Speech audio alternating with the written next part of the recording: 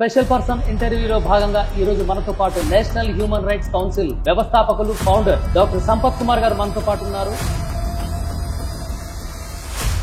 నేటి యువత చెడిపోతుంది అని అంటే మాదక ద్రవ్యాలు మత్తుకు బానిసవుతున్నారు. వీటిపైన ఎలాంటి చర్య తీసుకోవాలనుకుంటున్నారు? ఎలాంటి కార్యాచరణ ఇంతకుముందు ఏమైనా చేశారా? పబ్బుల్లో వీటి సినీ యాక్టర్లు కానీ పెద్ద పెద్ద వాళ్ళు కానీ మీ స్టింగ్ ఆపరేషన్లు మీరు చేస్తున్నటువంటి జనరల్ ఆపరేషన్లు చాలా వరకు ఉపయోగపడుతున్నాయి. అంటే మీరు న్యాయం కోసం పోరాడుతుంటారు. దీంతో మీకు ఏమైనా థ్రెటింగ్ కాల్స్ ఇట్లాంటి రావడం ఏమైనా జరుగుతుంది? 100% థ్రెటింగ్ కాల్స్ వస్తుంటాయి. ఇంకా చాలా మంది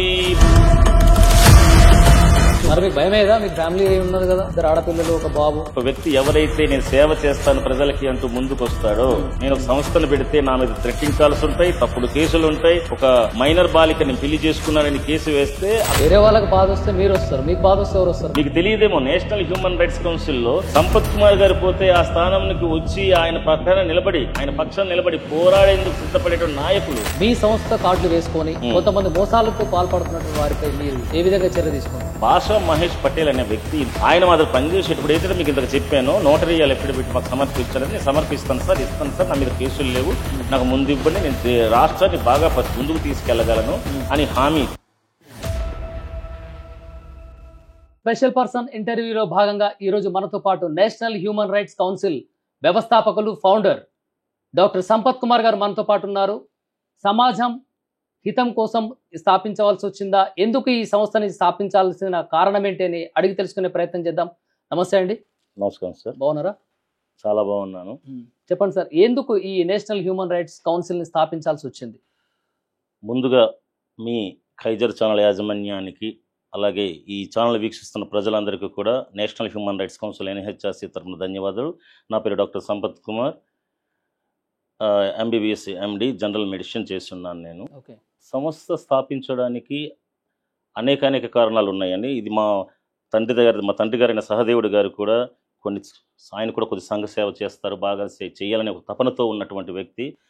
ఆయన తాలూకా స్ఫూర్తితో, మా తల్లిదండ్రుల స్ఫూర్తితో నేను మొదటి నుంచి కూడాను ఇటువంటి కార్యక్రమాలు చేస్తూ వస్తున్నాను. ఆ తర్వాత నా MBBS గ్రాడ్యుయేషన్ కంప్లీట్ అయిన తర్వాత కొంతకాలం సర్కారు వాళ్ళ దగ్గర పనిచేయడం జరిగింది.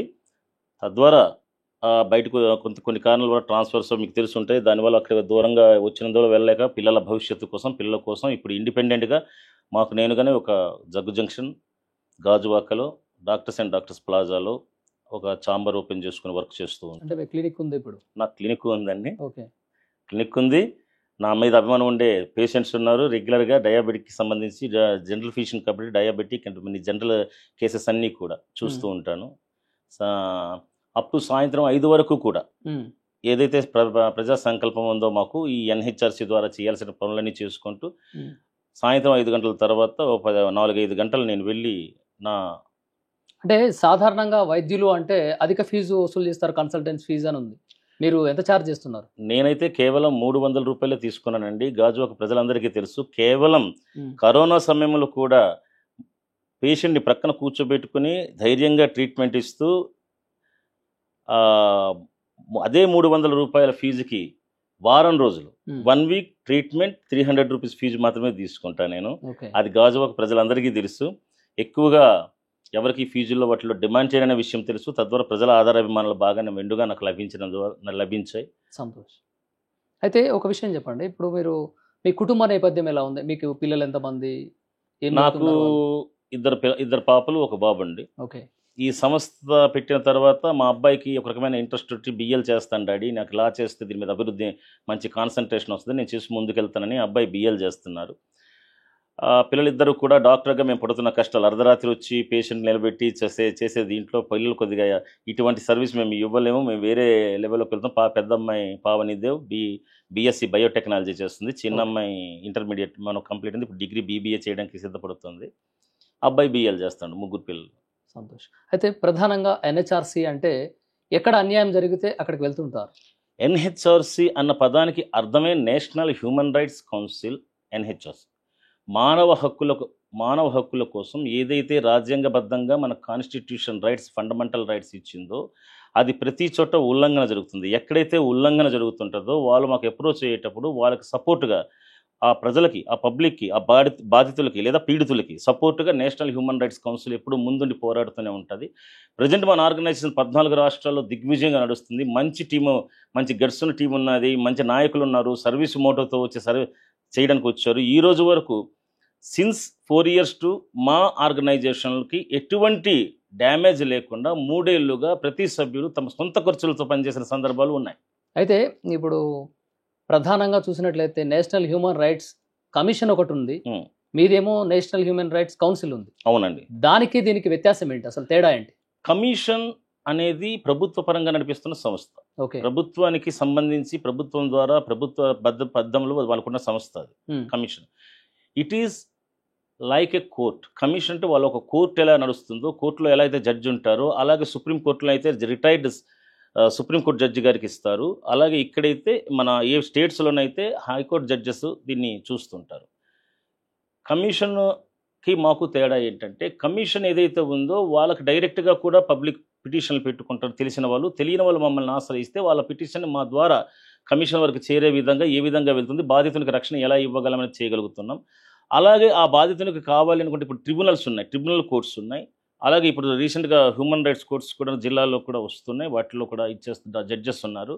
ఇలా న్యాయస్థానాల ద్వారా ఉన్నటువంటి ట్రిబ్యునల్ ఏవైతే ఉన్నాయో వాటి ద్వారా ఆయా ప్రజలకి ఆయా పద్ధతుల్లో న్యాయం అందించేందుకు మా వంతుగా సహాయ సహకారాలు అందించి కృషి చేయడానికి ఏర్పాటు చేసినటువంటి సంస్థ national human rights council, NHRC. ఈ ఎన్హెచ్ఆర్సి అనేది మేము నేషనల్ వైడ్గా నడిపిస్తాం కాబట్టి నేషనల్ క్యాపిటల్ టెరిటరీ అనేది ఏదైతే ఒక సంస్థకి నేషనల్ అనే పేరు ఇచ్చే అధికారం ఉందో ఆ సంస్థ ద్వారా మాత్రమే మేము దీన్ని రికగ్నైజ్ చేయడం జరిగింది, రిజిస్ట్రేషన్ చేసుకున్నాం. న్యూఢిల్లీ, ఈస్ట్ న్యూఢిల్లీ. ఆ తర్వాత అడ్మినిస్ట్రేటివ్ ఆఫీస్ కూడాను మేము మా పరిపాలన వ్యవస్థ కూడా వైజాగ్ నుంచి నడుపుతామని మా డీడ్లో ఆల్రెడీ ప్రభుత్వానికి తెలియజేయడం జరిగింది. అడ్మినిస్ట్రేటివ్ ఆఫీసుగా వైజాగ్ నుంచి నడుస్తుందండి. ఇది నేషనల్ వైడ్ ఆర్గనైజేషన్. నేషనల్ వైడ్గా ఇప్పుడు 14 రాష్ట్రాల్లో కూడా ప్రజెంట్ అయితే మంచి టీం వస్తుంది. ఇంకా చాలామంది ఎందుకు సభ్యత్వానికి అవధులు లేవు కాబట్టి ఎంతమందికి దీంట్లో పనిచేస్తాము, చాలామంది ఒక ప్లాట్ఫామ్ కావాలి, ఒక ప్లాట్ఫామ్ ద్వారా ప్రజలకు సేవ చేయాలి.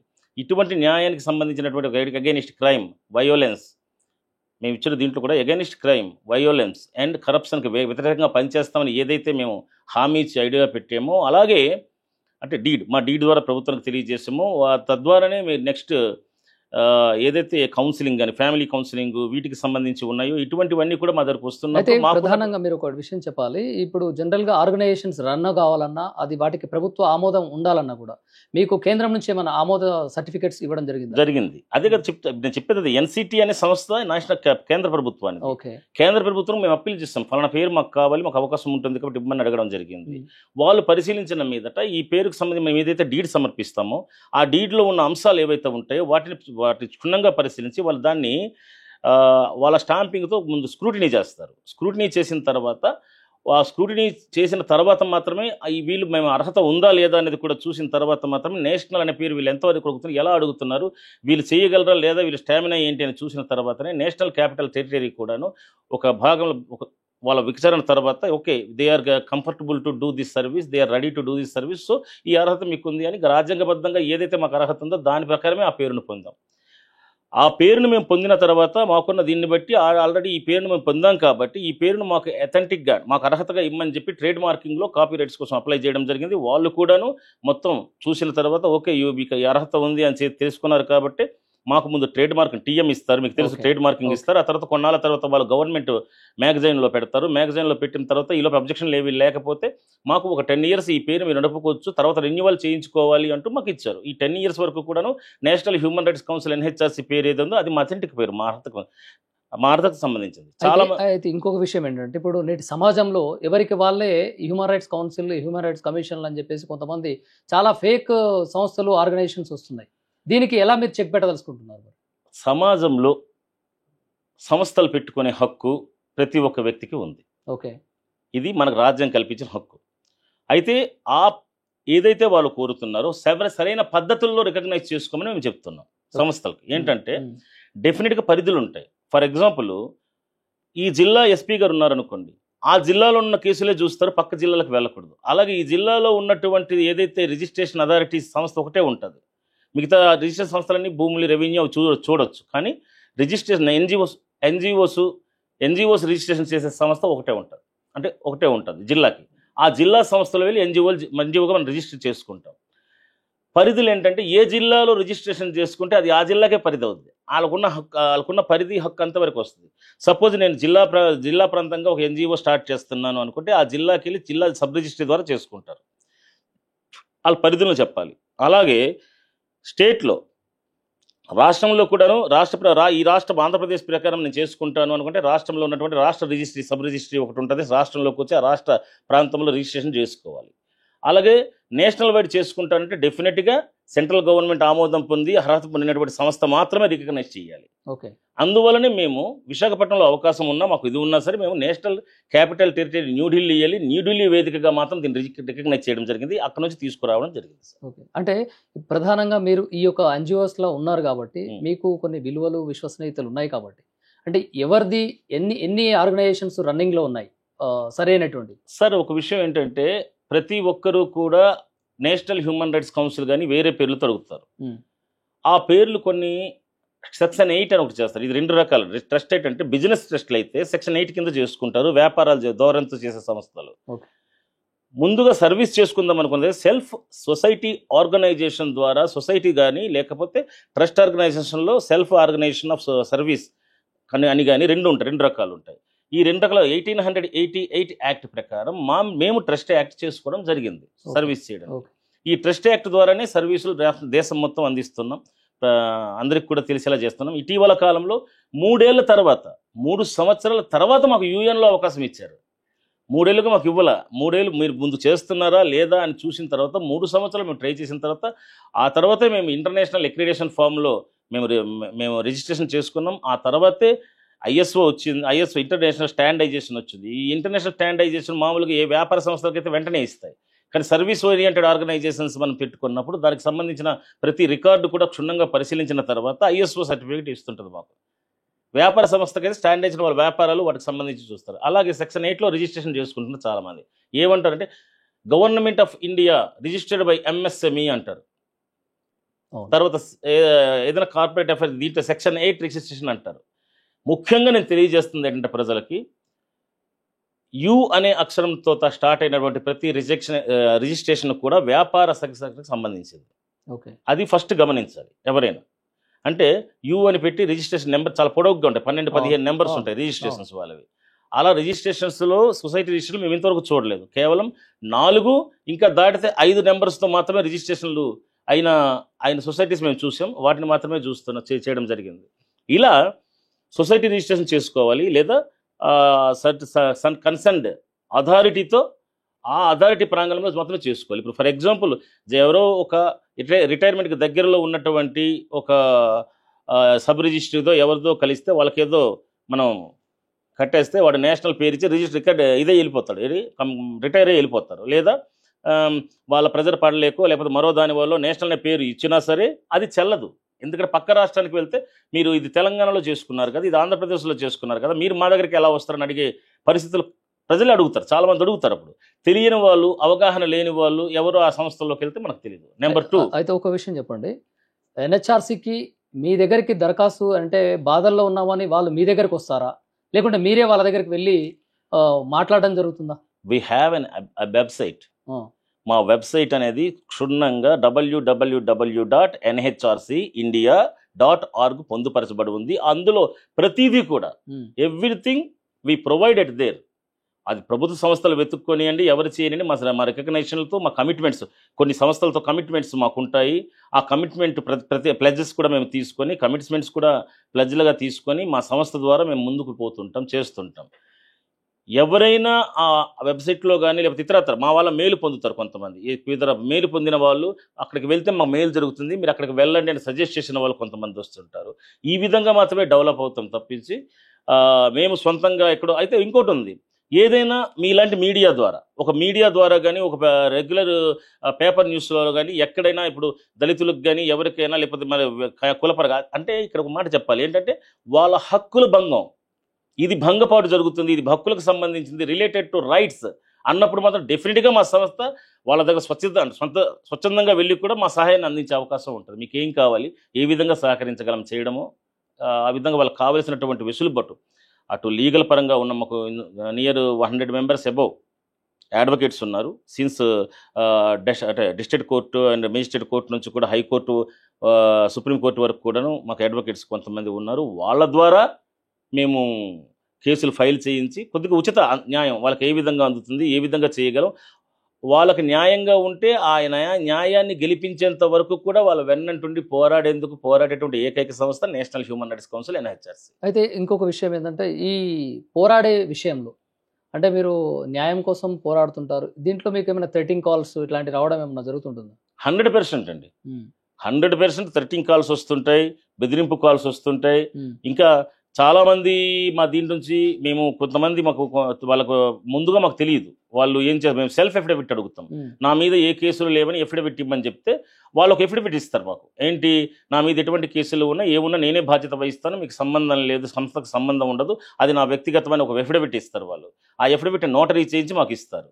ఇచ్చేటప్పుడు దాని ఆధారంగా వాళ్ళకు ఉన్నటువంటి క్వాలిఫికేషన్ ఏదైతే ఉంటో, లేకపోతే మా సంస్థలో ఇంతకుముందు పనిచేసినటువంటి ఉంటారు ప్రెసిడెంట్, సెక్రటరీస్ వివిధ రాష్ట్రాల్లో ఉన్నారు, వాళ్ళ సజెషన్స్తోనూ వాళ్ళకి మనం ఏదో పదవి ఇచ్చి ఈ దీంట్లో చేసుకుంటే రన్నింగ్ మెంబర్షిప్ ఇచ్చి పంపిస్తుంటాం. అంటే ఎవరైతే బాధితులు ఉన్నారో బాధితులకి మీరు సాయం చేసే దిశలో ఉన్నారు కాబట్టి వాళ్ళ పక్షాన మీరు అండగా నిలవద్దు అని చెప్పేసి మీకు థ్రెటింగ్ కాల్స్ వస్తాయి, చాలా వస్తాయి. ఇప్పుడు ఒక వ్యక్తికి సపోర్ట్ గా వెళ్ళాం, ఎవరు లేరు సార్, నాకు ఎవరు సపోర్ట్ లేరు, నా హక్కులు ఏవి, నాకు మీరు సహాయం చేయండి అని మా దగ్గరకు వచ్చి. మరి మీకు భయమేదా? మీకు ఫ్యామిలీ ఉన్నది కదా, 2 ఆడపిల్లలు, ఒక బాబు. సంస్థల్లో మంచి క్వశ్చన్ సార్. సంస్థల్లోకి వచ్చేటప్పుడు ఒక వ్యక్తి ఎవరైతే నేను సేవ చేస్తాను ప్రజలకి అంటూ ముందుకు వస్తాడో, నేను వస్తున్నప్పుడే నాకు తెలుసు, నేను ఒక సంస్థను పెడితే నా మీద థ్రెటింగ్ కాల్స్ ఉంటాయి, తప్పుడు కేసులు ఉంటాయి, తప్పుడు ఇవి ఉంటాయి. ఇటీవల కాలంలో ఒక మైనర్ బాలికని పెళ్లి చేసుకున్నారని కేసు వేస్తే అక్కడ ఉన్నటువంటి ఎంపీడీఓ నాకు సమాధానం ఇవ్వలేక నా ఉద్యోగానికి అంతరాయం కలిగిస్తున్నాడని పెందుర్తి పోలీస్ స్టేషన్లో కంప్లైంట్ ఇచ్చి 8 సంవత్సరాలు అవుతుంది. 8 ఏళ్ళు అవుతుంది. ఆ కోర్టులో ఇంకా అక్కడే ఉంది, అది ఇంకా బయటికి నాకు సమన్ కూడా రాలేదు. చెప్తున్నాను అంటే ఇటువంటి దీంట్లో మమ్మల్ని థ్రెట్ చేసి మమ్మల్ని అణిచివేయడానికి, ఏదైతే ప్రజలకు న్యాయం చేస్తే వీళ్ళని అణిచివేస్తే మాకు న్యాయం జరుగుతుందన్న ప్రక్రియలో చాలా మందిని వాడుకుంటారు, చాలా మంది రకాలుగా మా మీద కేసులు పెడతారు, అలిగేషన్స్. వాటన్నిటినీ ఎదుర్కొని ముందుకెళ్ళేవాడే మా NHRC సైనికుడు. వేరే వాళ్ళకి బాధ వస్తే మీరు వస్తారు, మీకు బాధ వస్తే ఎవరు వస్తారు? మరి సార్ నాకు పెద్ద ప్రపంచం ఉంది, నా పెద్ద సొసైటీ ఉంది, సొసైటీలో మెంబర్స్ ఉన్నారు. మీకు తెలియదేమో, నేషనల్ హ్యూమన్ రైట్స్ కౌన్సిల్లో సంపత్ కుమార్ గారు పోతే ఆ స్థానానికి వచ్చి ఆయన పక్షాన నిలబడి పోరాడేందుకు సిద్ధపడేటువంటి నాయకులు చాలా మంది ఉన్నారు నా దీంట్లో. I will very happy with them. నిజంగా వాళ్ళందరికీ థ్యాంక్స్ చెప్పాలి, మీ ద్వారా థ్యాంక్స్ చెప్పాలి. ఈ రోజు ఉన్నటువంటి 2000-3000 మంది సభ్యుల్లో నాకు ఆపద వస్తే మేమున్నాం ముందు అని చెప్పేసి వాళ్ళే ముందుకు వచ్చి నిలబెట్టేటటువంటి సభ్యులు నా దగ్గర ఉన్నారు సార్. వాళ్ళు మంచి పొజిషన్లో మంచి వ్యాపారాలు చేస్తూ, అటు వాళ్ళ వ్యాపారాల్లో లాభాలు పొందుతూ, ఇటువైపు సంస్థకి ప్రజలకు సేవ చేయడానికి సంస్థకు ఆదుకునేటటువంటి మహా నాయకులు ఇక్కడ ఉన్నారు సంస్థలో. అదే ప్రధానంగా NHRCలో ఎన్ని విభాగాలు ఉంటాయి, దీని యొక్క ప్రాముఖ్యత ఏంటి, విధి విధానాలు ఏంటి? Good sir. జనరల్ విభాగం అనేది ముఖ్యం ఇక్కడ. జనరల్ విభాగం అనేది అన్ని విభాగాలు, అలాగే ఎంప్లాయీస్లో ఇంజనీరింగ్ విభాగం ఉంది, ప్రజెంట్ డాక్టర్స్ విభాగం ఉంది, మెడికల్ పారామెడికల్ విభాగం ఉంది, అలాగే మీడియా విభాగం ఉంది, మా దీంట్లో నెక్స్ట్ వెల్ఫేర్ విభాగం ఉంది, ప్రజా ఆర్గనైజింగ్, ఈ మీడియాని మనం ఏదైనా ఉండేటప్పుడు ఆర్గనైజ్ చేసుకునేటువంటి కేపబిలిటీ ఆర్గనైజింగ్ విభాగం ఉంది, అలాగే ప్రొటెక్టివ్ పబ్లిక్ విభాగం ఉంది, లేబర్ విభాగం ఉంది. అలాగే అది వీటన్నిటితో పాటు హక్కుల్లో భాగంగా జంతు విభాగం కూడా మాకుంది. ఎందుకంటే జంతు సంరక్షణ, మూగజీవుల సంరక్షణ కోసం కూడా మా డీడ్లో మేము మెన్షన్ చేసిన కారణంగా ఆ విభాగాన్ని కూడా, జంతు విభాగానికి సంబంధించింది కూడా మాకుంది. అయితే నేషనల్ కమిటీలో ఎంతమంది సభ్యులు ఉంటారు? ప్రజెంట్ నేషనల్ కమిటీలోనైతే మాకున్న సభ్యుల్లో అయితే కేవలం 50 మంది నేషనల్ వైడ్ ఉన్నారండి. 50 మెంబర్స్ నేషనల్ కమిటీలో. అంటే జనరల్ గా ఈ నేషనల్ కమిటీలో ఒక సభ్యుని నియమించాలంటే మీరు ప్రాపర్ గా ఏం గమనిస్తారు వాళ్ళలో? ద గట్స్ ఆఫ్ మెన్, ఆడి ధైర్యాన్ని ముందు అంచనా వేస్తాం. ప్రజల్లోకి వెళ్ళే ధైర్యాన్ని, ప్రమాదాన్ని అంచనా వేసుకొని ప్రొటెక్ట్ చేయగల సామర్థ్యం ఉందా లేదా ఆయనకి అనేది అంచనా వేస్తాం. ఆయనలో ఉన్నటువంటి క్యాలిబర్ మేము చూస్తాం. అంటే మొదట జనరల్ విభాగానికి అంటే ఒక 10 మంది ఏదైనా చేస్తే ఆయన వెనకాల ఎంతమంది నిలబడగలరు, ఆయనకి ఎంతమంది ప్రొటెక్ట్ చేయగలరు, ప్రొటెక్ట్ చేసే సమాజాన్ని ఆయన ఏర్పరచుకోగలరా లేదా అనే విభాగాల్లో కొంతవరకు మేము చూడడం జరుగుతుంది. ఈ మీన్ వైల్ మీరు అడిగిన క్వశ్చన్లోనే చెప్పి, ఈ మీన్ వైల్లో మేము కొన్నిసార్లు ఫెయిల్ అవుతాం, మా అంచనాలు తప్పుతుంటాయి. అలా తప్పేటప్పుడు కొన్ని ఇబ్బందులు మాకు వస్తుంటాయి. అయితే సాధారణంగా ఇప్పుడు మీరు ఒకరికి పదవి బాధ్యతలు అప్పగించే క్రమంలో వారి నుంచి ఏమైనా రుసుము కానీ వారి నుంచి ఏమైనా డబ్బులు ఏమైనా తీసుకొని, అంటే కొన్ని రూపాయలు తీసుకొని ఎగ్జాక్ట్లీ మీరు ఫీజు కింద ఫీజు కింద అంటే మీకు చెప్పింది ఏంటంటే మేము ఆల్రెడీ బైలాలో సూచించాం మెంబర్షిప్ ఫీజు మేము తీసుకుంటామని చెప్పడం జరిగింది. ఓకే, అది ఏంటంటే రెన్యువల్కి తీసుకుంటామని చెప్పడం జరిగింది. ఏదైతే మేము మాకున్నటువంటి డీడార్ బైలాలో మేము మెన్షన్ చేసామో దాన్ని మాత్రమే, దానికి సంబంధించి మేము ఇచ్చేది కూడా ఒక ఐడి కార్డు, ఒక ట్యాగ్, ఒక certificate, legal eligibility certificate, appointment order, at the same time membership, life time మెంబర్షిప్కి సంబంధించి ఆయన దగ్గర నుంచి 2,000 రూపాయలు మాత్రమే రుసుముగా వసూలు చేస్తాం. ఓకే, ఈ దీంట్లో కూడాను మా ఆఫీసు రెంట్లు కానీ మాకున్నటువంటి ఇది కానీ ఏదైనా ఎక్కడికైనా వెళ్ళాల్సి ఉంటే వాళ్ళకి చేయాల్సినప్పుడు ఇవి కానీ చేయడం జరుగుతుంది. కొన్ని సందర్భాల్లో మా సభ్యులు, ఇప్పుడు ఫర్ ఎగ్జాంపుల్ ఒక నేషనల్ మీట్ జరుగుతుంది, ఒక స్టేట్ మీట్ జరుగుతుంది అన్నప్పుడు మా సభ్యుల్లోనే మేటీ అయినటువంటి వ్యక్తి బయటకు వచ్చి ఈ ఎక్స్పెన్సివ్ ఏదైతే ఉందో అది నేను పెట్టుకోగలను, నేను ముందుకు వస్తాను అని వచ్చిన వాళ్ళు ఉన్నారు. వాళ్ళు ఇచ్చినటువంటి ఏదైతే డొనేషన్ రూపంలో మాకు ఇస్తారో, ఇచ్చినట్టు ఇస్తారో వాటిని ఖర్చుగా పెట్టుకుని ప్రజలకు సేవ చేసే ఇది చూపిస్తాం. ఫర్ ఎగ్జాంపుల్ ఒక వ్యక్తికి ఈ కేసులో ఇబ్బంది కలుగుతుంది, లేకపోతే ఒక సంస్థకి, ఒక వ్యవస్థకి ఇబ్బంది కలుగుతుంది, అలా హక్కులు హరిస్తున్నాయి, వాళ్ళు ఆర్థికంగా ముందుకు రాలేకపోతున్నారు అన్నప్పుడు మేము ఆ కేసుని టేకప్ చేసి మాకు తెలిసినటువంటి ఎవరైనా ఒక మంచి డోనర్ ఉంటే, లేదా ఒక మంచి అడ్వకేట్, మాకు అడ్వకేట్స్ ఉన్నారు, ఫ్రీ ఆఫ్ అడ్వకేట్స్ ఉన్నారు, ఫ్రీగా నేను సర్వీస్ ఇస్తాను వచ్చిన అడ్వకేట్స్ మా దగ్గర ఎక్కువ. అటువంటి అడ్వకేట్స్ కూడా సమాజంలో ఉండడం నేను నిజంగా గర్విస్తున్నాను. అటువంటి అడ్వకేట్స్ మా దగ్గర ఉన్నారు, 100 మంది దాకా ఉన్నారు. వాళ్ళల్లో ముందుకు వచ్చి ఈ కేసు నేను చేయగలను, నాకు ఇవ్వడే, నేను చూసుకుంటాను అనేటప్పుడు వాళ్ళు ఒకవేళ if the person stable to కేవలం కోర్టు ఖర్చులు ఏవైతే ఉంటే భరించగలిగేవాడు ఉంటాడు, అది మాత్రమే ఇవ్వగలను అంటాడు, ఓకే అదే ఇమ్మని చెప్తాము, దాంతోనే పనిచేసిన అడ్వకేట్స్ ఉన్నారు. అలాగే ఒకళ్ళు ఇవ్వలేకపోతే మా సంస్థలో ఉన్నటువంటి ఎవరైనా ఉంటే దానికి కోర్టు ఖర్చును మేమే భరిస్తాం కొన్నిసార్లు డొనేషన్ తీసుకుని. అలా చేసిన కేసులు కూడా ఉన్నాయి. చాలామంది సభ్యులు, చాలామంది వ్యక్తులు, వ్యవస్థలో ఉన్నటువంటి బాధితులు మా దగ్గరకు వచ్చారు, చేస్తున్నాం. ఇటీవల కాలంలో కూడా కొంతమంది రైతులకు ప్రభుత్వం, కొంతమంది అర్హులైనటువంటి వ్యక్తులకి అచ్యుతాపురం అంటే మీకు విశాఖపట్నం సంబంధించిన దగ్గర అనకాపల్లి మండలానికి, అనకాపల్లి జిల్లాకి సంబంధించినటువంటి కొంతమంది ఒక 6-7 వ్యక్తులకి పాలక పక్షం వారు వీళ్ళు ఎలా బలైపోతారంటే పబ్లిక్, వీళ్ళు ఒక పార్టీకి చెందిన వ్యక్తులుగా వాళ్ళు గుర్తిస్తారు. వాళ్ళు ఏం చెప్తారంటే వీళ్ళు ఫలానా పార్టీకి, వీళ్ళకి పెన్షన్స్ ఇవ్వద్దు, పెన్షన్స్ వీళ్ళకి ఇవ్వకూడదు, ఎందుకంటే వాళ్ళకి అర్హత ఉన్నా ఇవ్వకూడదు, ఇవ్వడం కుదరదు అంటాడు. ఈ ఎంపీడీఓలకు కానీ వీళ్ళకి కానీ మరి బెదిరిస్తుంటారో ఏం చేస్తారో తెలియదు.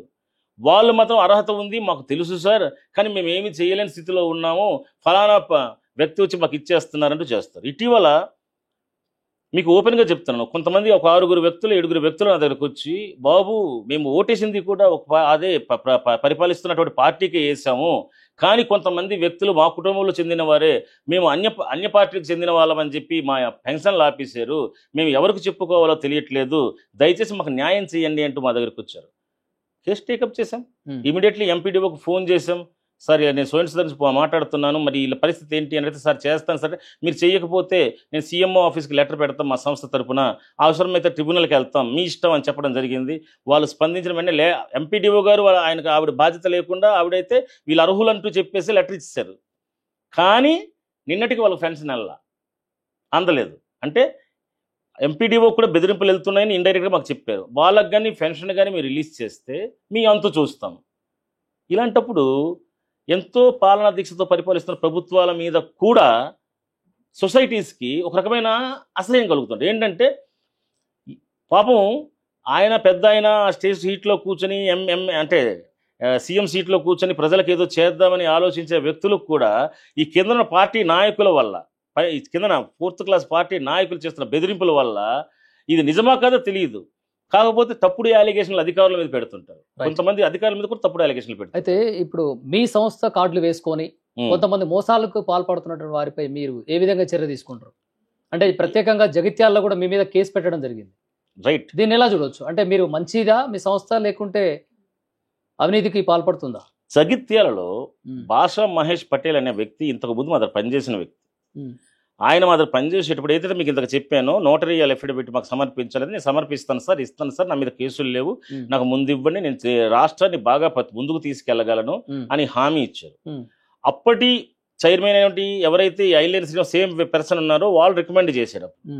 మేము కొత్తలో స్టార్టింగ్లోనే తెలంగాణకు వచ్చినందువల్ల మాకు ఎవరు ఏంటనేది పూర్తిగా తెలియనందువల్ల, వాళ్ళ స్టేటస్ తెలియని పక్షంలో వాళ్ళ తలక ఏవైతే నోటరియల్ అఫిడవిట్ మామూలుగా సెల్ఫ్ కాన్ఫిడెంటల్ ఇస్తారో దాన్ని ఆధారంగా చేసుకొని వాళ్ళకి ఐడి కార్డులు వాళ్ళ హక్కుని ఇప్పుడు ఫర్ ఎగ్జాంపుల్ ఈ ఊర్లో ఉన్నటువంటి వ్యక్తి బలం ఎవరికి తెలుస్తుంది, ఈ ఊర్లో ఉన్న మా సభ్యునికే తెలుస్తుంది. ఈయన ఫలానా బంచోడు సార్ చేస్తారని చెప్పేటప్పుడు కొన్ని సందర్భాలు మేము ఇవ్వడం జరిగింది. అలాగే ఈ భాషా మహేష్ పటేల్ కూడా స్టేట్ వైస్ చైర్మన్ పదవిని దక్కించుకున్నాడు మా దగ్గర నుంచి. తీసుకున్న తర్వాత ఒక మీటింగ్కి అటెండ్ అయ్యాడు. ఆ తర్వాత రెగ్యులర్గా నాకు నేషనల్ అసలు స్టేట్ కమిటీని కట్ చేసి రెగ్యులర్గా మాతో ఫోన్లో మాట్లాడేవారు. మేము ఏం చెప్తాం, ఆలోచిస్తాం, చెప్తాం అంటాం. కానీ మేము ఒక వ్యక్తికి చైర్మన్ అనే పదవి ఇచ్చాం.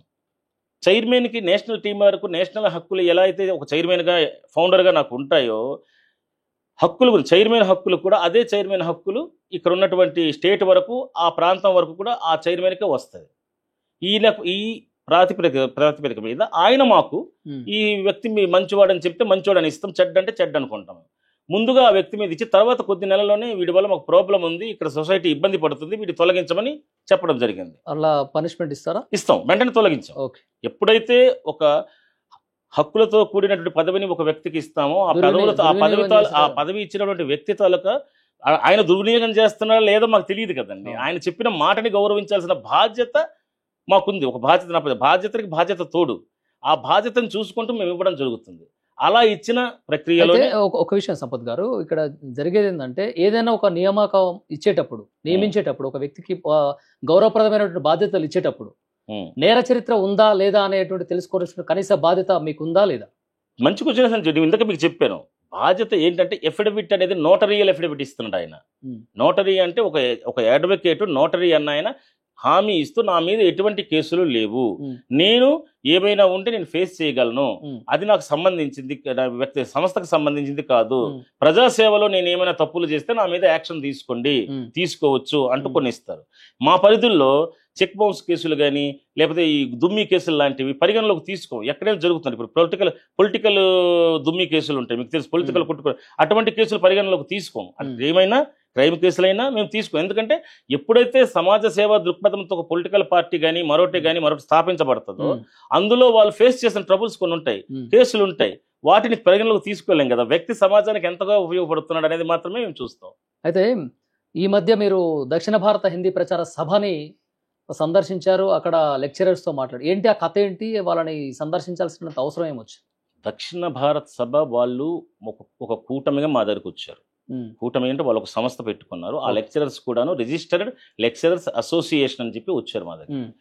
ఎప్పుడైతే వీళ్ళు రిజిస్టర్డ్ అసోసియేషన్ మా దగ్గరకు వచ్చారో వాళ్ళు ఇచ్చినటువంటి ఫిర్యాదును ముందు మేము స్వీకరించిన తర్వాత అందులో నిజాలు ఎంతవరకు ఉన్నాయో తెలుసుకోవాల్సిన బాధ్యత మా మీద ఉంది. మేము ఈ వాళ్ళు ఏదో చెప్పారని కాగితం ఇచ్చారని దాన్ని తీసుకెళ్లి కోర్టులో న్యాయస్థానాల్లో మేము మా తరపున వేస్తే మేము న్యాయస్థానాల ముందు కానీ పబ్లిక్ ముందు కానీ సొసైటీ ముందు కానీ మా సొసైటీలకు పరువు ప్రతిష్టలకు భంగం వాటిల్లుతుంది. ఈ తరుణంలో మేము వాళ్ళకు లెటర్ పెడతాం, మీ సంస్థ ఫలానా వాళ్ళు కంప్లైంట్ ఇచ్చి మీ సంస్థకు వస్తున్నాం, దీంట్లో మీట్ ఏర్పాటు చేయండి అని లెటర్ పంపాం. ముందుగా ఇన్ఫర్మేషన్ ఇచ్చాం, వాళ్ళ రిజిస్ట్రీ కూడా చెప్పడం జరిగింది. ఆ సంస్థ ప్రతినిధులు ఎవరైతే ఉంటారో ఎవరు ఏర్పాటు చేయగలరో ఆయా స్కూల్కి లెటర్లు పంపిస్తూ మేము వెళ్ళడం జరుగుతుంది. ఈ ప్రక్రియలో లాస్ట్ టైం మేము విశాఖపట్నం వెళ్ళాం. విశాఖపట్నం వెళ్ళేటప్పటికి మా కళ్ళంబర్ నీరు తిరిగాయి. ఆయన చదువుకున్న చదువు నువ్వేం చదివేవయ్యా అని అడిగితే నేను చదివింది ఎంఈడ్, బిఈడి చేసాక ఎంఏడ్, ఎంఏ ఎంఈడ్, ఇది హిందీ, లేకపోతే మరొకటి అంటే ఎంఏడ్ అంటే మాస్టర్స్ ఎడ్యుకేషన్ చేసిన వ్యక్తి కనీస శాలరీ బతకడానికైనా ఉండాలి కదా. ఆయన శాలరీ కేవలం 12,500 రూపాయలు బేసిక్. లెక్చరర్. ప్రిన్సిపాల్కి ఎంత అంటే 14. ప్రైవేట్ కళాశాల, ప్రైవేట్ రెండు ఉన్నాయి. ఒకటి ఏంటంటే ప్రభుత్వ రంగ పరిధుల్లో పనిచేసే ప్రైవేట్ కళాశాలలు, ప్రైవేట్గా పెట్టుకున్న కలిసే పనిసార్. ఈ ప్రైవేట్గా పెట్టుకున్న మిషనరీస్ వీళ్ళు ఉంటారు, వాళ్ళది వేరే. కానీ మహాత్మా గాంధీ మెమోరియల్ ట్రస్ట్ తరఫున కానీ మహాత్మా గాంధీ పేరుతో కానీ ఆయన సమక్షంలో భారతీయ ప్రభుత్వం సపోర్టుతో నడిచే సంస్థ ఈ దక్షిణ భారత హిందూ ప్రచార సభ, హిందీ ప్రచార సభ. మరి గవర్నమెంట్కి ఎలాగైతే ఎయిడెడ్ ఇస్తున్నారో అదే ఎయిడ్ని పాటిస్తాం మేము, మాకు ఇది కావాలి అంటూ ఒక ప్రైవేట్ సంస్థ తీసుకుంటుంది. వెదర్ ఇట్ ఈస్ ఇప్పుడు అర్బన్ హెల్త్ సెంటర్స్ ఉన్నాయి government urban health private NGOs తీసుకుంటాయి. ఎన్జిఓస్ కొంత అమౌంట్ని ఇస్తూ దాని మొత్తం కూడా దాని తలకు బాగోగులు చూడమని ఎన్జిఓలకు ప్రైవేట్ పరంగా అప్పచెప్పేస్తారు. కానీ ఇది ప్రభుత్వ సంస్థ, ప్రభుత్వ సహకారంతో నడిచేటటువంటి ప్రైవేట్ ఆర్గనైజేషన్. అయితే ఇక్కడ ఈ జూనియర్ లెక్చరర్స్ ఎవరైతే ఉన్నారో వారిని మీరు ప్రోద్బలంతో బలవంతంగా మేము అండగా ఉంటామని చెప్పేసి ఎవరైనా చెప్తుంటారు, మిమ్మల్ని మీ అంతటా మీరే వాళ్ళని ప్రేరేపిస్తారు అని చెప్పేటోళ్ళకి మీరేం చెప్తారు? మీ సమాధానం. ప్రేరేపణ అనేది డిపెండ్ ఆన్ దేర్ కంప్లైంట్. వాళ్ళు ఇచ్చే ఫిర్యాదు మీద ఆధారపడి ఉంటుంది. వాళ్ళ ఫిర్యాదు లేకుండా మేము ముందుకెళ్ళాం. ఒక వ్యక్తి రిటర్న్గా నాకు ఇబ్బంది కలుగుతుంది అంటే నువ్వు ఈ రకాలుగా ముందుకు వెళితే నీకు న్యాయం జరిగే అవకాశం ఉందనేటటువంటి సజెషన్ కానీ ఉమ్, సహకారం కానీ స్వచ్ఛంద సేవా సంస్థగా మాకు ఇచ్చే అర్హత మాకుంది, మేము అందిస్తాం. వాళ్ళకి ప్రేరణ ఇవ్వాల్సిన అవసరం లేదు. బాధితుడు కడుపు మండేవాడికి ఎవడికి పేదవాడికి కడుపు మండేవాడికి ఆకలి తీరని వాడికి మనం ప్రేరణ ఇవ్వక్కల్లా. వాడి ఆకలే వాడు ఎక్కడికి తీసుకువెళ్ళాలో అక్కడ అంటే తీసుకెళ్ళి కొంతమంది హ్యూమన్ రైట్స్ పేరు చెప్పుకొని మోసాలకు పాల్పడుతుంటారు, వాళ్ళంతటా వాళ్ళే వాళ్ళని అలా బలవంతపు ఫోర్స్ చేస్తున్నారు అని ఉన్నాయి. చెప్పే వాళ్ళకి. ఉన్నాయి. ఇటీవల NHRPF ఉమ్, అనే ఒక సంస్థ, that is the company organization. Um, company organization అంటే ఈ వస్తువు నాది, నేను వ్యాపారం చేసి సొసైటీకి సేవ చేస్తానని వ్యాపార ధోరణితో చేస్తున్నటువంటి సంస్థ అది. ఆ సంస్థలో ఉన్నటువంటి ఒక లేడీ తాను లాయర్నని చెప్పి, హైకోర్టు లాయర్నని చెప్పి, తాను ఈ మధ్య జనరల్గా ఒక సినీ నిర్మాతను ఫోన్ చేసి సినీ నిర్మాత మోసం చేసింది. అలాగే కిడ్నీ పేషెంట్తో బాధపడుతున్న రోజు డయాలసిస్ చేసుకుంటుంది ఆ పెద్దవిడ. నిజంగా చూస్తే బాధ అనిపిస్తుంటుంది. ఆ డయాలసిస్తో మాత్రం బతకగలిగేటువంటి ఒక లేడీకి 15 లక్షల టోకరా వేసింది. ఉమ్, 15 లక్షల టోకరా వేసింది వాళ్ళ అభియోగం. ఇది నాది కాదు, వాళ్ళు మాకు చెప్పిన అభియోగం. అలాగే ఆ సినీ నిర్మాత డైలీ శేషప్రసాద్, ఆయన పేరు శేషప్రసాద్, మీకు తెలుసుంటుంది. ఇక్కడ మనకి కృష్ణ గారితో చాలా సినిమాలు చేసి బజార్ రౌడీ లాంటి మేటి సినిమాలు తీసిన నిర్మాత ఆయన. అటువంటి ఆయన ఇచ్చినటువంటి కంప్లైంట్ కూడా పోలీసులు పట్టించకపోతే మమ్మల్ని ఆశ్రయించారు. ఉమ్, మేము కూడా సిపి గారి దగ్గరికి వెళ్ళడం జరిగింది. సిపి గారి దగ్గరికి రిప్రజెంటేషన్ ఇవ్వడం జరిగింది. ఆయన పెందుర్తి పోలీసులకి దాన్ని అప్పచెప్పారు. పెందుర్తి పోలీసులు ఈ క్రమంలో మేము యాక్షన్ తీసుకుంటామని చెప్పారు. మరి ఈ రోజు వరకు ఎటువంటి యాక్షన్ తీసుకోలేదు. నా నిర్మాత కూడా లబోదీపం అంటున్నాడు. ఈ లోపల పోలీసులు వాళ్ళ డ్యూటీ ప్రకారం ఫోన్ చేశారు అమ్మాయికి రమ్మని. మా ఆయనకి బాగాలేదు, నేను తర్వాత వస్తాను. ఎందుకంటే ఈ సంస్థల్లో స్వస్థగా ఉన్నవాడికి కొద్ది లీగల్ ఎథిక్స్ తెలుసుంటాయి. ఏదైనా అరెస్ట్ చేస్తున్న పోలీసులు అంటే ముందుగా హాస్పిటల్ అడ్మిట్ అయిపోతారు. ఒకరోజు ముందే హాస్పిటల్ అడ్మిట్ అయిపోతాయి. ఏదో ఒక హాస్పిటల్, ఓన్లీ జ్వరం అనో అదనో. డాక్టర్గా ఏం తెలుస్తుంది, వాడికి ఏముందో చూడాలి కదా. వాడు వచ్చి జాయిన్ అవుతున్నా ఒంట్లో బాగాలేదు, నాకు ఏదవుతుంది, కడుపులో విపరీతమైన నొప్పి వచ్చేస్తుందని ఒక లేడీ వచ్చేటప్పుడు ఏం జరుగుతుందో తెలియాలిగా. ఆడు స్కాన్కో వాటికో వీటికో రైట్ సంపత్ గారు, ఇది తెలంగాణ రాష్ట్ర NHRC బాధ్యతలు ఎవరికి అప్పగించారు, వాళ్ళ రోల్ ఏ విధంగా ఉంటుంది? తెలంగాణ రాష్ట్రానికి ప్రస్తుతానికి మాకు రమేష్ గారు అధ్యక్షత నడుస్తుంది. రమేష్ గారికి అధ్యక్షత ఇచ్చాం. ఓకే, అంతకుముందు ఐలేని శ్రీనివాస్ చేసిన దాని మీద మనం కంప్లైంట్ కూడా ఇచ్చాం. ఇద్దరం తర్వాత మాట్లాడదాం. ఈ రమేష్ గారు ఎవరైతే మాకు అంటే ఆయన వరంగల్కి చెందిన ఆయన అంతకుముందు మాకు మొదటి నుంచి 4 ఏళ్ళుగా పనిచేస్తున్నటువంటి ఆయన, వ్యక్తిగతంగా దృఢంగా ఉన్నాడని నమ్మిన ఆయనటువంటికి మేము ఇవ్వడం జరిగింది. అయితే ఇటీవల కాలంలో ఆయనకున్నటువంటి ఫ్యామిలీ బర్డన్స్ కానీ దేని వలన కొద్దిగా యాక్టివ్గా పార్టిసిపేట్ చేయలేకపోతున్నందువల్ల, యాక్టివ్గా పార్టిసిపేట్ ఇక్కడ జరగాలి కాబట్టి, ఎందుకంటే ప్రజలకు సహాయం అందాలి. దీనిలో భాగంగా ఈ మధ్య కాలంలోనే ఇన్ఛార్జ్ బాధ్యతలుగా ఒక చదువుకున్న ఆయన్ని, బాగా సబ్జెక్ట్ తెలిసినటువంటి అయినటువంటి వ్యక్తికి మేము ఇన్ఛార్జ్ బాధ్యతలు అప్పచెప్పడం జరిగింది. సిహెచ్ వెంకటేశ్వర్లు గారికి. Thank you so much sir, you remind me. నేను మర్చిపోయాను యాక్చువల్లీ, దీంట్లో మర్చిపోయాను. సిహెచ్ వెంకటేశ్వర్లు గారు అనే వ్యక్తికి బాధ్యతలు అప్పచెప్పడం. చాలా ఆయన కూడా దృఢమైన వ్యక్తి.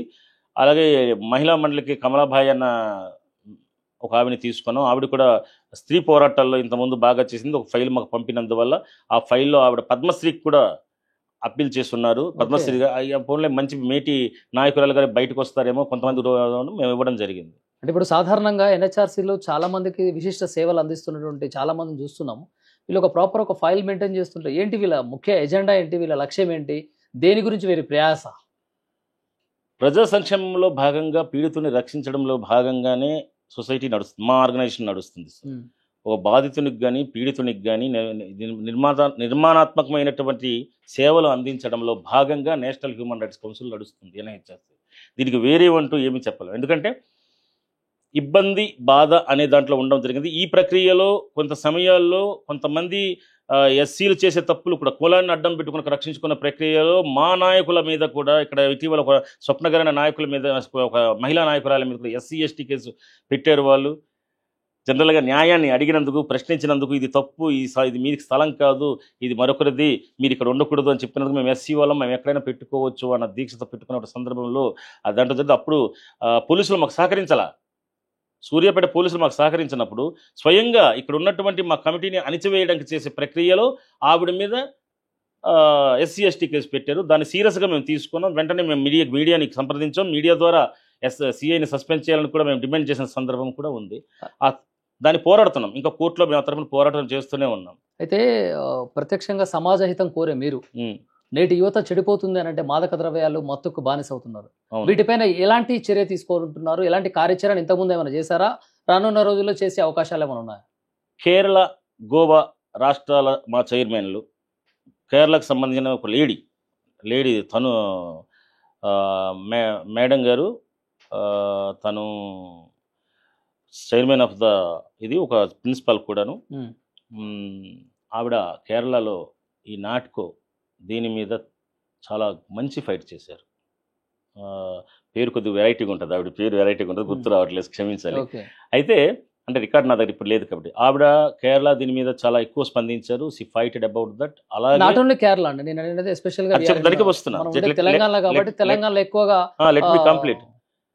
తెలంగాణ పరిధిలోకి వచ్చేటప్పటికి మేము ఇటీవల చూస్తున్నాం, ప్రతి దాంట్లో కూడా పబ్బుల్లో వీటిల్లో మనం రెగ్యులర్ మీ ద్వారానే మాకు తెలుస్తున్న అంశాలు ఏంటంటే, పబ్బుల్లో వీటిలో సినీ యాక్టర్లు కానీ పెద్ద పెద్ద వాళ్ళు కానీ ఈ మారక ద్రవ్యాలు పంచడంలో వీటిల్లో అవుతున్నారు. మీ ద్వారానే మాకు తెలుస్తుంది. ఎందుకంటే చాలా వరకు మీ స్టింగ్ ఆపరేషన్లు, మీరు చేస్తున్నటువంటి జనరల్ ఆపరేషన్లు చాలా వరకు ఉపయోగపడుతున్నాయి.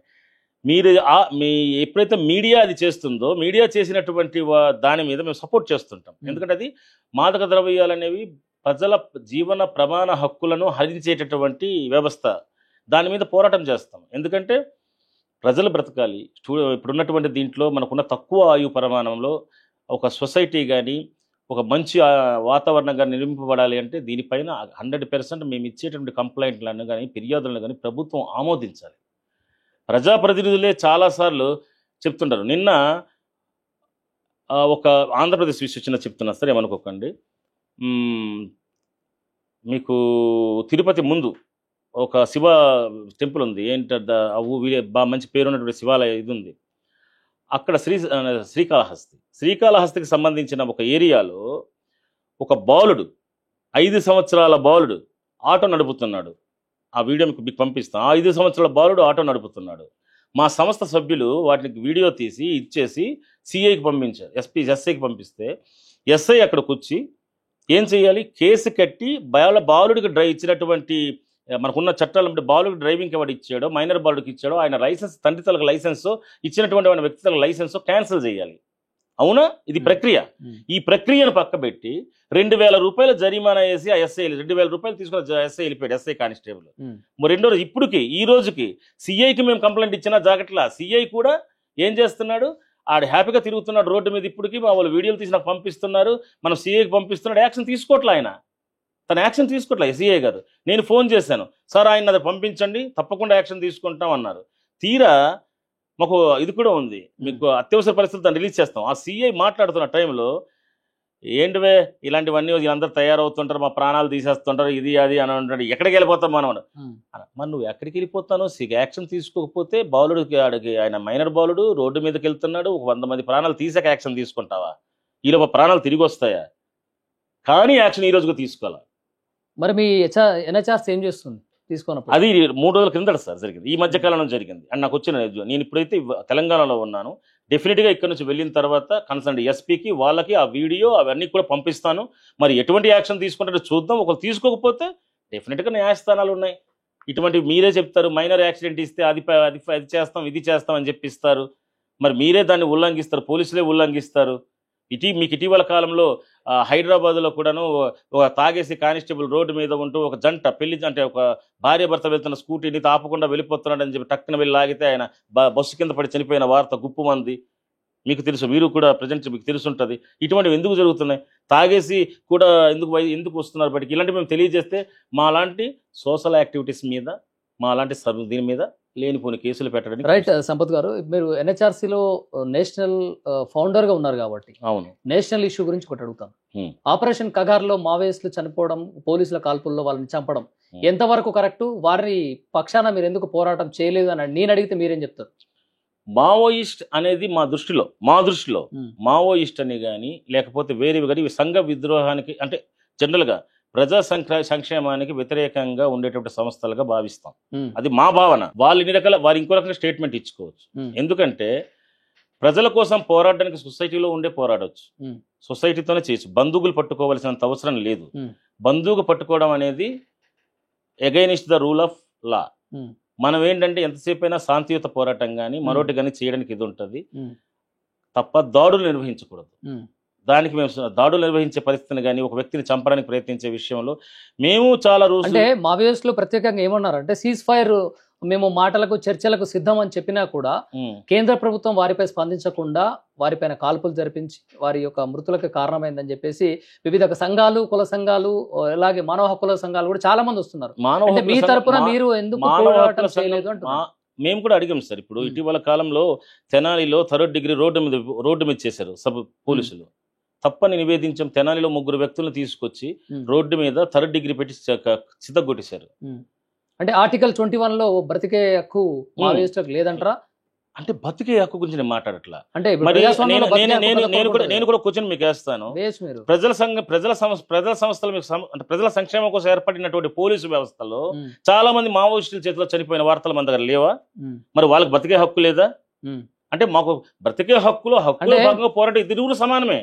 ఇప్పుడు ఉగ్రదాడి జరిగిన తర్వాత పాకిస్తాన్ దేశం, శత్రు దేశమైనటువంటి పాకిస్తాన్ కి చర్చలకు సిద్ధమైనటువంటి కేంద్రం మన దేశంలో పుట్టినటువంటి వాళ్ళకి చర్చలకు ఎందుకు సిద్ధంగా లేదు అనేది పార్టీలు, వివిధ పార్టీలకు సంబంధించినటువంటి వాళ్ళు, ప్రతిపక్షంలో ఉన్న వాళ్ళు అందరూ కూడా లేఖ రాస్తున్నామని చెప్పేసి అంటున్నారు. దీనికి మీ సమాధానం ఏంటి? మీరిచ్చే జవాబు ఏంటి? ఒక సంస్థకు కానీ సంస్థ సిద్ధాంతాలు కానీ కొన్ని ఉంటాయి. ఆ సంస్థ సిద్ధాంతాల్లో పాకిస్తాన్ మీద యుద్ధం చేసినటువంటి విషయం మీద కానీ ప్రభుత్వం తీసుకున్న నిర్ణయాల విషయం మీద కానీ ఏదైతే సింధు జలాల దిగ్బంధం జరిగిన విషయంలో కానీ we will support the government completely.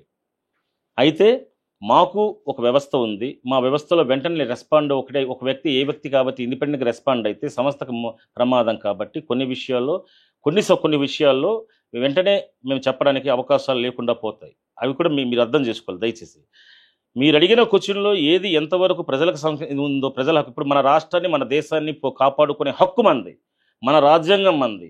ఈ రాజ్యాంగ ప్రక్రియలో భాగంగా పాకిస్తాన్ మీద యుద్ధాన్ని ప్రకటించడం తప్పనంటారా మీరు? అంటే ఆ పరిస్థితుల్లో ప్రభుత్వం కొన్ని నిర్ణయాలు తీసుకుంటుంది. ప్రభుత్వం తీసుకున్న కొన్ని నిర్ణయాలకి ప్రజా సంఘాలు కానీ ప్రజా మిత్రపక్షాలు కానీ వీళ్ళు కానీ సరైనటువంటి గైడ్లైన్స్ ఇస్తూనే వాళ్ళకు సపోర్ట్ చేయాలి. ఎందుకంటే అది ప్రభుత్వం, ఎవరైనా ఉండొచ్చు. ఈరోజు నేను ప్రభుత్వం కోసం మాట్లాడుతున్నా. అందులో కాంగ్రెస్ రేపు ఉండొచ్చు, రేపు తెలుగుదేశం ఉండొచ్చు, రేపు మరో పార్టీ ఉండొచ్చు. మాకు పార్టీలకు అతీతం అంటే మేము అదేంటంటే రాజకీయ పార్టీలతో సంబంధం లేనటువంటి సంస్థ మాది. కాబట్టి ఏ పార్టీ వచ్చినా మాకు తన్నులు తప్పవు. ఏ పార్టీ వచ్చినా వాళ్ళు చేసే తప్పుల మీద మేము ప్రశ్నిస్తుంటాం. ఎవరు ప్రభుత్వంలో కూర్చొని మేము అడుగుతుంటాం. అందులో చాలా తప్పులు ప్రతిపక్షాలు చేసినా ఇది ప్రతిపక్ష వైఖరికి తప్పు అని చెప్తాం మేము. ఇటీవల ఒక గ్యాస్ లీక్ కార్యక్రమంలో అనకాపల్లి జిల్లా సందర్భంలో అనకాపల్లిలో కొంతమంది యాక్సిడెంట్లో చనిపోయారు. చనిపోయిన పరిస్థితుల్లో ఆ యాక్సిడెంట్కి సంబంధించి ధర్నా నిర్వహించే కొన్ని పార్టీలు ఆ ధర్నాని మేము వ్యతిరేకించాం. ఎలా అంటే వాళ్ళ ధర్నా పూర్తిగా స్కూల్ పిల్లలతో చేశారు. అక్కడ ఏమవుతుందంటే విద్యా హక్కులకు భంగం, విద్యార్థులకు భవిష్యత్తుకు భంగం. కాబట్టి మేము దాన్ని వ్యతిరేకిస్తాం. ఏమన్నామంటే నాయకులు తెచ్చుకోండి, ప్రజల్ని తెచ్చుకోండి, ఉద్యోగస్తులు తెచ్చుకోండి, మెజారిటీ ఆఫ్ పీపుల్ ఎవరైతే ఉంటారో సొసైటీ పీపుల్ తెచ్చుకోండి దానికోసం. కానీ విద్యార్థులను కొన్ని ప్రత్యేక పరిస్థితులు విద్యార్థులను ఉపయోగించుకుంటున్నారు. కాబట్టి అది తప్పు అంటున్నాం మనం. అయితే ఒక విషయం, మంచి చేస్తున్నటువంటి ఎన్హెచ్ఆర్సీ ఎందుకు మీడియా సపోర్ట్ లేదు అని అంటే మీరేం చెప్తారు? ఎందుకు లేదు సార్, మీ మీడియా సపోర్ట్ లేదు ఎక్కడ ఉంది? మీరు చేస్తున్న ఏ ప్రోగ్రామ్ కూడా పేపర్లో కూడా ప్రింట్ కావట్లేదు ఎక్కడ కూడా. అయితే తెలంగాణకి సంబంధించి ఉన్నటువంటి ఇష్యూలో మాకు కాస్త మీడియా సపోర్ట్ అంటే బాగా ఉండేటువంటి కొంతమంది మీలాంటి వాళ్ళు, ఇప్పుడు మన ఒక సువర్ణ మీడియా అని ఒక ఇద్దరు చిన్న చిన్న పత్రికలు మాకు సపోర్ట్ చేస్తున్నాయి. పెద్ద పత్రికలు సపోర్ట్ చేయటం లేదు ఎందుకు అనే దానికి సమాధానం వాళ్ళే చెప్పాలి. మేము నేరం చేసి తప్పు చేస్తే మీరు సపోర్ట్ చేయకండి. కానీ ఏదైతే ప్రజా ప్రయోజనం కోసం చేస్తారో మేము అందరికి ఇన్ఫార్మ్ చేస్తున్నాం, అందరికి ఇన్ఫార్మ్ చేస్తాం. మా సంస్థ ఫలందరినీ దీంట్లో మాకు బాగా సపోర్ట్ చేసినటువంటి వ్యవస్థల్లో కొద్దిగా నాకు జ్ఞానం ఉన్న పత్రికలు ఆంధ్రప్రభ, ఆంధ్రజ్యోతి, TV5 ఇలాంటివి మాకు సపోర్ట్ చేసి వాళ్ళ తలకు వీడియోస్ అన్నీ ఉన్నాయి, పబ్లిక్ ఉంది. ఈ రోజు 14 రాష్ట్రాల్లో డెవలప్ అయింది అంటే మీ మీడియా సపోర్టే సార్. మీరు ఇచ్చిన సపోర్ట్ తోనే మేము 14 రాష్ట్రాలు డెవలప్ చేయగలం. ఎన్హెచ్ఆర్సీలో నేషనల్ కమిటీలో చేర్చుకోవడానికి ఒక వ్యక్తికి చేయాలి, సమాజానికి సేవ చేయాలని ఆశయం ఉంది మనసులో. అలాంటి వాళ్ళని మీరు సాధారణంగా ఆహ్వానిస్తారా, లేకుంటే మన కండిషన్లు పెడుతూ దూరం పెట్టే క్రమం చేస్తుంటారా? ఒక వ్యక్తి మా దగ్గరికి వచ్చేటప్పుడు డెఫినెట్గా అక్కడ ఉన్నటువంటి మా టీం తాలూకా ఒపీనియన్ అనేది ఉంటుంది సార్. టీం ఒపీనియన్ కంపల్సరీగా తీసుకుంటాం. ఎవరికైతే అక్కడ ఒక పొజిషన్ ఇచ్చామో మాకు అనుమానం ఉంటే ఆ పొజిషన్ ఇచ్చిన వ్యక్తికి దాని మీద ఎంక్వైరీ చేయమని చెప్తాం. ఫర్ సపోజ్ మీడియా పరంగా మీడియా ఇన్ఛార్జ్ మీరే అనుకోండి, ఈ స్టేట్కి మీరే మీడియా ఇన్ఛార్జ్ అనుకోండి. మీడియాకు సంబంధించిన వ్యక్తి వస్తున్నప్పుడు ఆయన తాలూకా లిస్ట్ ఏది మాకు పెడతారో అది మీకు పంపిస్తాం. ఈయన ఎవరు, ఎలా చేశారు, మీడియాలో ఎలా పనిచేస్తున్నారు, ఈయన తాలూకా రూల్ ఆఫ్ ఇది మీరు ఎంక్వైరీ చేసి మిమ్మల్ని అడుగుతాం. మీరు ఇచ్చినటువంటి ఫీడ్బ్యాక్ మీదనే వాళ్ళని తీసుకుంటాం. వాళ్ళు ఒకళ్ళు తప్పు చేస్తే అందులో భాగంగా మిమ్మల్ని ప్రశ్నిస్తాం. ఏంటి మీరు ఇచ్చారు కదా, అబ్బాయిని మీరు తీసుకొచ్చి ఇచ్చారు, ఆయన ఇలాగంట కదా, ఏంటి విషయం చూడమని చెప్తాం. మీరు ఇచ్చిన సమాధానం నేను సాటిస్ఫై అయ్యానా లేదా అనేది ఒక ఫౌండర్గా, ఒక నేషనల్ చైర్మన్గా ఆ అధికారాలు నాకుంటే దాన్ని నేను తీసుకుంటా. కొన్నిసార్లు టెక్నికల్గా కానీ లేకపోతే కొన్నిసార్లు నాకు డైరెక్ట్గా ఏదైనా బాధ ఇదనిపించేటప్పుడు నేనే కొన్ని సందర్భాల్లో ఇండిపెండెంట్ డిసిషన్ తీసుకునే మౌలిక హక్కు నాకు ఉంది కాబట్టి దాన్ని నేను ఉపయోగించు. నేను నా సంస్థకు founder, I'm the boss of my organization, they are all my supporters. అయితే ఇప్పుడు ఎప్పుడైనా మేము మీడియా ఛానల్ ఉన్నాం కాబట్టి ఇక్కడ పలానా చోట ఒక ప్రాంతంలో అఘాయిత్యానికి గురయ్యారు అని చెప్పేసి మీకు ఫోన్ చేసిన తక్షణమే వచ్చేటువంటి అవకాశం ఉంటుందా? 100%. ఎందుకంటే అంటే ఎలా, టోల్ ఫ్రీ నెంబర్ ఏమైనా ఉంటుందా? అదే నేను చెప్తాను. మీకు నెంబర్స్ ఉన్నాయి, టోల్ ఫ్రీ నెంబర్ ఉన్నాయి, ఆటోమేటిక్ మా పర్సనల్ నెంబర్లు కూడా ఇస్తాం మేము చాలా మంది. వెబ్సైట్ ద్వారాను దీని ద్వారా ఒక్కసారి ఆన్లైన్లో కొడితే నా నెంబర్ చాలా మందికి వెళ్ళిపోతుంది. మీకు కైండ్ ఇన్ఫర్మేషన్. కమిషన్కి వెళ్ళాల్సిన కాల్స్ మాకు వచ్చేస్తుంటాయి. అయ్యా మీకు మేము కంప్లైంట్ ఇచ్చాం, మాకు ఎటువంటి రెస్పాండ్ అవ్వలేదు ఏంటని. అంటే ఎన్హెచ్ఆర్సీ అనేసరికి కమిషన్ ఆటోమేటిక్గా వాళ్ళ నెంబర్స్ రిలేటెడ్గా మా ఓపెన్ అయిపోతుంటుంది, వస్తుంటుంది. ఈ సందర్భంలో మేము మళ్ళీ అడ్వైస్ చేస్తాం. మీకు కమిషన్ ఏదైనా నెంబర్ మీ మెసేజ్కి పంపిందా చూడండి, ఇచ్చింది, ఓకే సార్, ఆ నెంబర్ ఏదైతే ఉందో మీకు లేట్ అవుతుంది అనుకుంటే you better go with that number to మన స్టేట్ హ్యూమన్ రైట్స్ కమిషన్కి వెళ్ళండి. అక్కడ మీరు నెంబర్ వచ్చిందా లేదో ఒక ఎంక్వైరీ చేయండి. వాళ్ళు మీకు ఫైల్ని పరిశీలించి వెంటనే మీరు ఏ రోజు రావాలి, ఏ విధంగా రావాలి, ఎవరికి పంపించాము, ఎవరికి ఎంక్వైరీ రిపోర్ట్ అధికారిగా ఇచ్చాము, ఆ అధికారి తాలూకా దీనికోసం మేము వెయిట్ చేస్తున్నామని మీకు డెఫినెట్గా చెప్తాయి. రైట్. మీరు చెప్పిన సమాధానం ఓకే. మీరు ఎవరైతే బాధితుల పక్షాన వకాల్తా తీసుకొని బాధితుల పక్షాన నిలబడుతున్నారో సార్, అవతల వ్యక్తి తరపు నుంచి మీకు పెద్ద మొత్తంలో ఒక సూట్ కేసులో అంటే ఎయిర్పోర్ట్ బ్యాగ్లో మంచి 500 రూపాయల కట్టలు, 2000 రూపాయల నోట్ల కట్టలు తీసుకొచ్చి మిమ్మల్ని కొనాలని ప్రయత్నిస్తే సంపత్ కుమార్ అమ్ముడు పోతాడా లేడా? 100% అమ్ముడు పోడు. ఎవరైనా డబ్బులకు అమ్ముడు పోయే వ్యక్తి అని అంటే మీ సమాధానం? 100%. ఇందులో మీరు చిన్న విషయం గమనించాలి. ఒక స్టేట్ చైర్మన్ డిజాల్వ్ చేస్తున్నాము అని అంటే లక్షల రూపాయలు, 1000 రూపాయలు మా వాడు ఇస్తాడు, వాడికి ఆ పోస్ట్ ఇమ్మని అడిగేటటువంటి వాళ్ళు ఉన్నారు ఇక్కడ. ఇటీవల కాలంలో మాకు ఆ సమస్య ఎదురైనా సరే సంస్థ యొక్క అభివృద్ధి కోసం కష్టమైనా భరిస్తాను తప్ప నేను అటువంటి జోలికి వెళ్ళను. ఎందుకు సార్? పైసలు తీసుకుంటే మంచిగానే వెల్ సెటిల్, మంచిగా విల్లాస్ ఉంటుంది, గ్రాండ్గా లగ్జరీగా బతకొచ్చు కదా. సరే, లగ్జరీగా బతకడం అంటే మీ దృష్టిలో కార్లో బంగ్లాలో కొన్ని తిరగడం కాదు సార్. ఇంతకు ముందు గౌరవ క్రీస్తు శేషులు జ్యోతి బసు గారు 25 సంవత్సరాలు వెస్ట్ బెంగాల్ని పరిపాలించారు. మీరు అడిగిన దానికి సమాధానం తీసుకుంటారు. అలా పరిపాలించగలిగారు అంటే కారణం డబ్బు తీసుకొని పెద్ద సంపాదించుకోలేరా? 25 సంవత్సరాలు పనిచేసిన వ్యక్తి, లేకపోతే బుద్ధదేవ్ భట్టాచార్య అమ్ముడు పోరు అనేదాన్ని 100% అమ్ముడు పోరు నాయకులు ఉన్నారు. నేను అమ్ముడు పోను సార్. నేను అమ్ముడు పోతే అద్దీంట్లో ఎందుకుంటాను సార్? పెట్టిన 3 సంవత్సరాలనే ఒక సొంత ఇల్లు, సొంత బిల్డింగ్, సొంత ఆఫీస్కి వెళ్ళిపోతాను. ఆ ఆఫర్లు వచ్చినా సరే నేను అమ్ముడు పోలేదు కాబట్టి ఈ రోజుకి ఒక ఎండి డాక్టర్ని అయ్యుండి 30 సంవత్సరాల ప్రాక్టీస్ ఉన్న ఒక డాక్టర్ని అయ్యుండి కూడా నేను సొంత ఇల్లు కొనుక్కోలేకపోయాను. నాకు లేదు. ఈ రోజు మా అమ్మాయి తలకు అడ్మిషన్ కోసం బయటకు వచ్చేటప్పుడు ఫ్రెండ్స్ని అడుగుతున్నా, మా అమ్మాయిని జాయిన్ చేయాలి, హెల్ప్ చేస్తామని అడిగే పరిస్థితి నాకు ఉంది. చేస్తుంటారు. ఏంటంటే నా గొప్పత, నా మీద ఉన్న అభిమానమో, నా మీద ప్రేమో, లేకపోతే నా మీద ఉన్న దయార్థ హృదయమో తెలియదు, కానీ చాలా మంది నాకు ఆర్థిక సాయం చేస్తుంటారు. చాలా అది నాకు చాలు. ఆమెకు ఉంది ఆత్మతృప్తి లేని ఆచారం అది ఎలా, భావశుద్ధి లేని భాండమేలా, చిత్తశుద్ధి లేని శివ పూజలు ఎలా అంటారు. ఒక వ్యవస్థను నేను పెట్టాను సార్, ప్రజల కోసం, ప్రజా సంక్షేమం కోసం వ్యవస్థను పెట్టాను. ఈ నన్ను నేను అమ్ముకుంటే వ్యవస్థను అమ్మేసుకున్నట్టే, నన్ను నేను అమ్ముకుంటే నేను తల్లిలా స్థాపించుకున్నా నా తల్లిని అమ్ముకున్నట్టే. ఈ దీంట్లో భాగంగా నేను దాన్ని అమ్ముడుపోను. సూపర్ అండి సంపత్ గారు, ఇచ్చిన అమూల్యమైన సందేశం, మీరు ఇచ్చినటువంటి అమూల్యమైన సమయం చాలా మంది ప్రజలకు ఆదర్శదాయకంగా మీ జీవితం కొనసాగుతుంది. Thank you. మరో స్పెషల్ గెస్ట్ తో మీ ముందుంటాను. చూస్తూనే ఉండండి ఖైజర్ న్యూస్. నేను మీ గంగాధర్. నమస్తే.